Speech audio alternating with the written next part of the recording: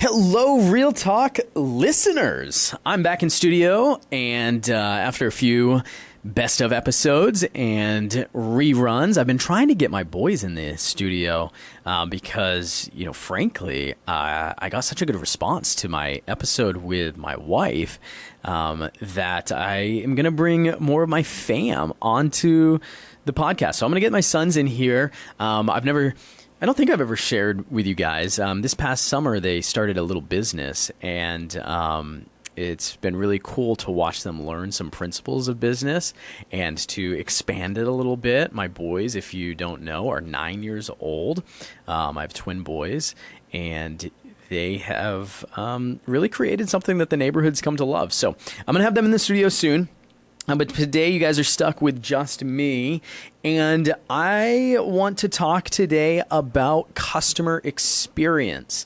It's been something that has just been at the forefront of my mind, and I think as we continue to think about value in the eyes of the consumer, we have to be constantly refining our customer experience, both on the buyer side and the seller side of the business. So I'll ask you a question. Like, when was your last truly memorable experience? When was the last truly memorable experience that you had with a business of any kind? And for me, when I think about that, this past December, I had the opportunity to stay at, I'd call it the place, the happening place inside the Phoenix Metro right now. If you live in Phoenix or Scottsdale, you've heard about it, you've seen it, you've probably been there. And early after it opened, my wife and I went and we stayed at the Global Ambassador. The Global Ambassador, a local hotel concept by Mr. Fox, who has several restaurants in the area. This is his first hotel. And truly, it was a memorable experience. They did a lot of things really well. I was there for my anniversary. And they knew that, and they had a handwritten note. They had, the charcuterie board, the chocolate dipped strawberries. They even had a bottle of wine that I did not. It wasn't wine, a bottle of champagne that I didn't order. A very nice bottle of champagne at that. That was chilled, and the handwritten note just saying "Happy Anniversary, thank you for staying" was signed by several of their staff members, and it was really a great experience. But as I reflected on what made it a truly memorable experience, what made it a truly memorable experience was something that didn't involve chocolate. It didn't involve notes. It didn't involve these little surprises and delights that, yes, stuck with me and I'm mentioning, but what made it a truly memorable experience in a good way was their texting service. So I don't know if you've ever stayed at a hotel where when you check in, they text you back and forth, maybe your bill, your room number, those types of things. It's becoming more and more, I'd say, commonplace inside the hospitality industry. But if you have experienced that, maybe you're like me and you've also experienced that. It sends an automated text message to you and will say something to the effect of, if you need anything during your stay, please use this number and a member of our staff will gladly help you. Well, I've gotten notes, I've gotten texts like that at different hotels, and what has been frustrating is that often if I send a specific request, I actually don't get a response, or if I do get a response, it's extremely delayed. And so what was put in place as a tool to enhance the customer experience while I'm at the hotel actually does the opposite. It turns from a memorable, positive experience to actually something that is a negative experience. and it works against the company. Now, what was so delightful and so wonderful about the Global Ambassador is that every single time I put a request into this texting service during my stay, it was met with immediate response. And every challenge that I had or every question that I had was immediately solved. So when you think about customer experience, I want you to think about it in terms of two schools of thought. There's two schools of thought when it comes to customer experience.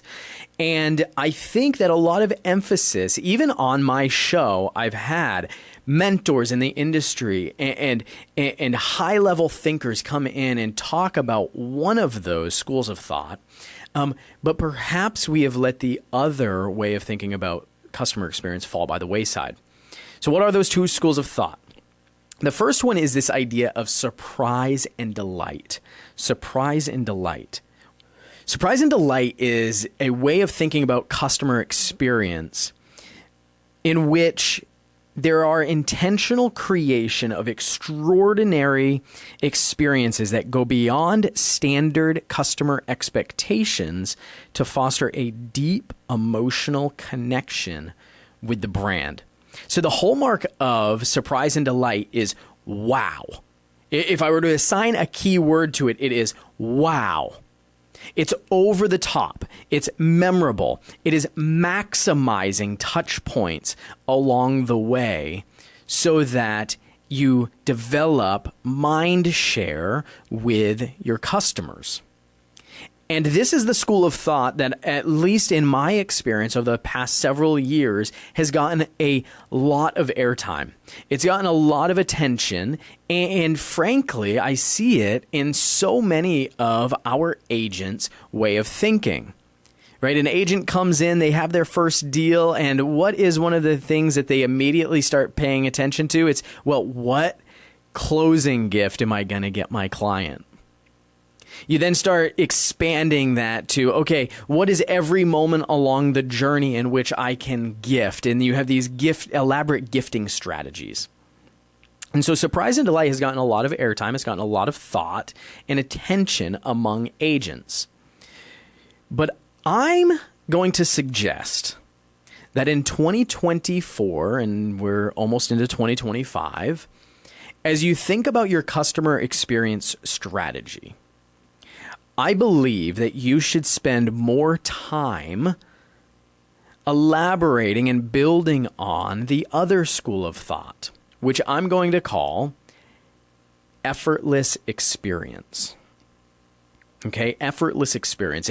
If surprise and delight is intentional creation of extraordinary experiences, and it's defined by the keyword wow, what is effortless experience? Well, I'll define it this way. Effortless experience is the intentional creation of a frictionless journey that solves the customer's core issue with minimal expenditure. So if the keyword of surprise and delight is wow, or the key phrase is over the top, the key word in effortless experience is frictionless.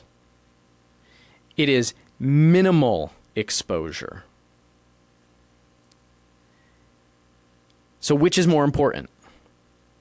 I've already told you that I think that surprise and delight has perhaps received more airtime, but which one creates more brand loyalty? If you're an agent out there, which one is more likely to guarantee that you receive repeat and referral customers? Because here's what we know.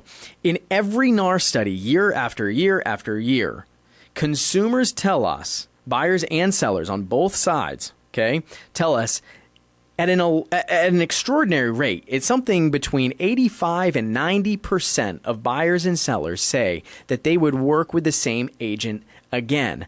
But how many actually do? It's somewhere between 10 and 15% actually do. And so what is the reason for that delta? What's the reason for that delta? And can either of these customer experiences enhance the brand or the agent loyalty, so that you guarantee that they come back to working with you. And what I'm going to suggest over the next few minutes, the topic of this conversation, is that you have a better chance creating repeat and referral clients by creating effortless experiences. The key phrase of effortless experience would be, "That was so easy." That was so easy.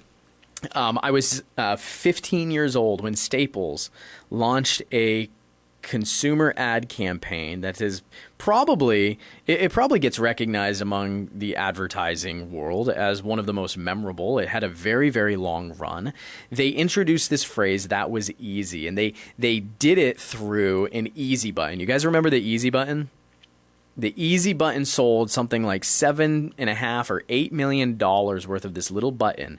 And the entire ad campaign was focused on solving problems in an easy format. Okay. And there's a research firm called Gartner, and Gartner did a study on 97,000 small businesses. 97,000 businesses, not just 97,000 consumers, but 97,000 businesses and all the consumers that they serve. So this is a big study, and they found 4 things that seem to indicate that the consumer across any industry that you work in values effortless experience more than they value surprise and delight. Here's just 4 findings. The first finding is that companies that deploy a surprise and delight experience strategy tend to spend 10 to 20% more on average for each of their customers, but it has 0% impact on whether or not that customer does business with them again. That's what Gartner found. Finding number 2 was that just because a customer survey or customer satisfaction score was extremely high, it did not predict whether or not a customer would return. Okay? So in real estate, just because you get a 5-star review doesn't mean that that customer is going to come back and do business with you again. Okay, that's what finding number 2 means. Finding number 3, customer service interactions drive more disloyalty than loyalty, meaning the more a customer has to reach out to a business or to a brand, the less loyal they become. And finding number 4, the key to mitigating disloyalty is to reduce the customer's effort. So if this is true, and if we want to apply it to the real estate business, okay, you're working with buyers and sellers, how do you create an effortless experience? Now, I want to just give you 4 principles, okay? As I've researched this and thought about this, I've thought about it for you as an agent working with your buyers and sellers. I've also thought about it as a brokerage leader and how we can make brokerages that serve agents better. How do we create effortless experiences? Well, principle 1, the first principle is that I can find the answer without contacting you. Effortless experiences that drive loyalty look like giving your clients the ability to find the answer without contacting you. I relate this to going to the self-serve aisle of the grocery store or of Walmart. Increasingly, even if you are 100% extroverted like me, you tend to probably gravitate towards the self-service aisle.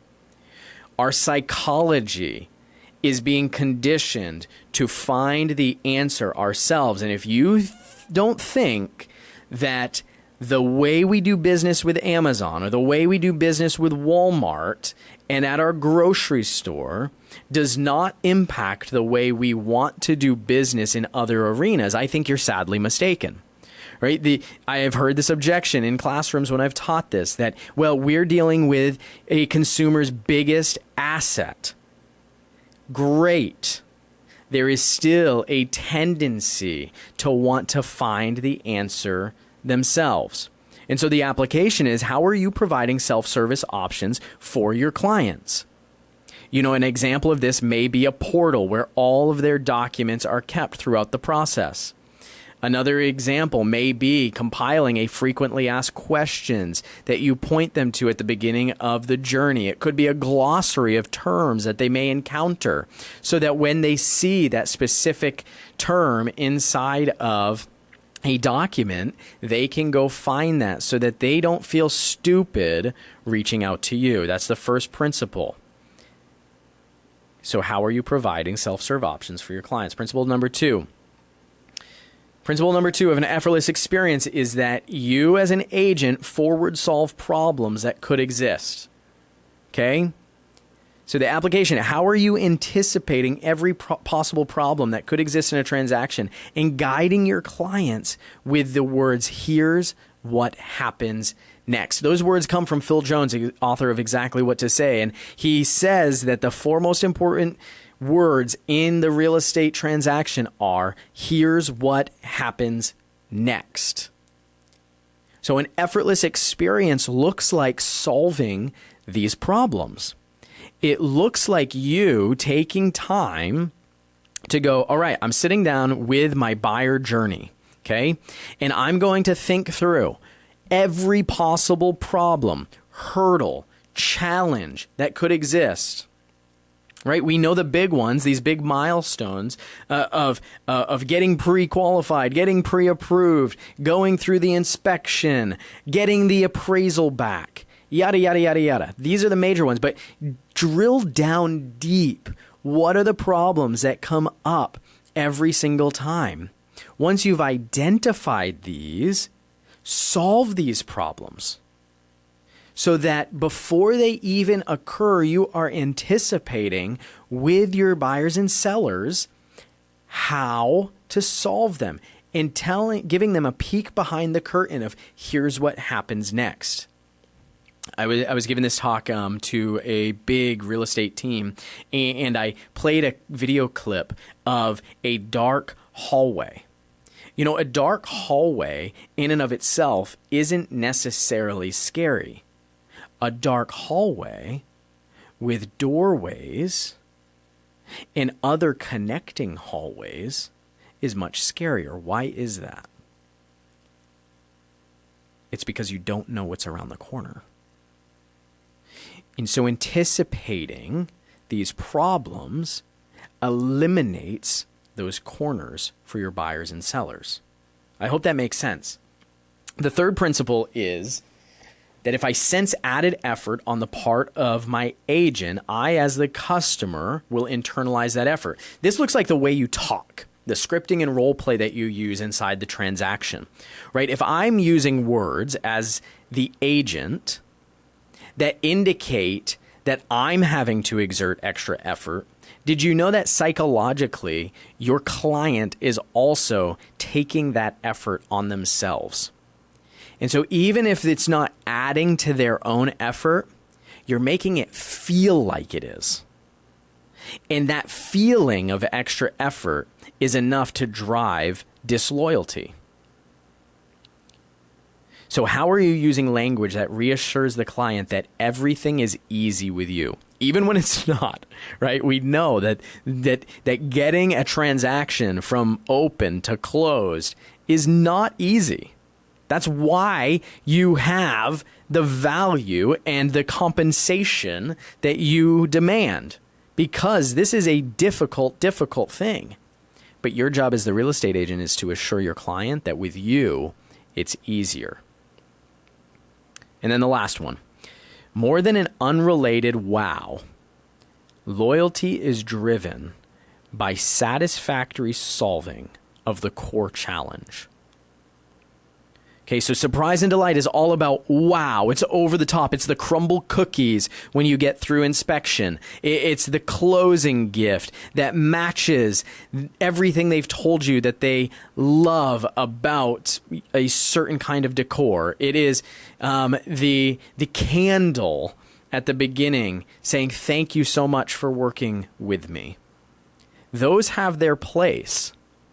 But the number one predictor of loyalty And repeat business is that you solve their core challenge. And what's the core challenge that we are working to solve? We are helping them become a successful home buyer or successful home seller. And so my application here, my challenge would be that you spend less time on unrelated wow moments and more time on reducing friction. Because that's the ultimate wow. The ultimate wow is that you continually make the process easier and easier. That selling a home with you is the absolute easiest thing that they could ever experience. Or buying a home with you is the easiest thing they could ever experience. There's this model in the Millionaire Real Estate Agent. It's a triangle. Okay, and that triangle is divided into a bottom section and a top section. Okay, and Gary says that a stable business has a foundation that starts with models. And on top of those models exists creativity. And that the best agents have a model that they follow and then supplement that model with their own creativity. My point in talking about customer experience and these two different schools of thought is to encourage you not to put the creative model at the bottom. Because when creativity becomes the basis of your business, you've actually created an unstable, a shaky foundation. And in the illustration in Millionaire Real Estate Agent, creativity at the bottom creates a shaky triangle that's going to fall over eventually. How does that relate to what I'm talking about? Well, I would submit to you that the model, the basis, the foundation of your customer service experience should be this idea of effortless experience. And only after you have mastered effortless experience, only after your operations team is spending 80% of their time on effortless experience, only then have you earned the right to delve into surprise and delight. Because on the flip side, if you spend 80% of your time trying to wow clients with surprise and delight strategies, but it is the slowest, most cumbersome to do business with you just to become a successful client, you will not get repeat customers. And so, when it comes to customer experience in 2024 and beyond, how are you easy to do business with? How are you reducing friction? How are you eliminating difficulty in the transaction? I guarantee if you spend some time on this idea right now, before you business plan for 2025, you will see more and more repeat and referral clients.